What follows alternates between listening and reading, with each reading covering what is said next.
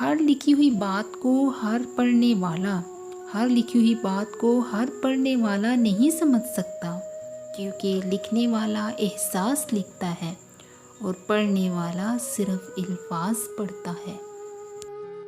جو رشتہ آپ کو بار بار آنسو دینے لگے تو سمجھ لیں کہ اس نے اپنی مدت پوری کر لی۔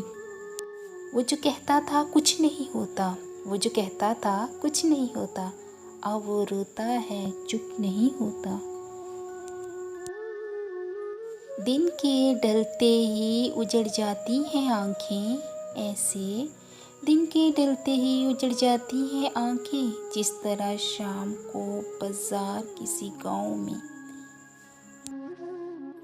غم کی بارش نے بھی تیرے نقش کو دھویا نہیں، غم کے بارش میں بھی تیرے نقش کو دھویا نہیں۔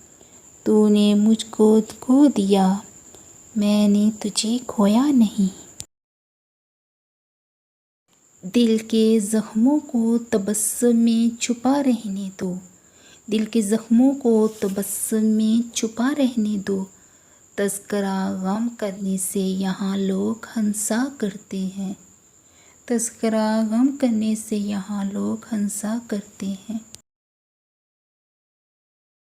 وہ شخص چرا کے لے گیا سورج کے اجالے، وہ شخص چرا کر لے گیا سورج کے اجالے، اور میرے دریچے میں وہی شام کھڑی ہے۔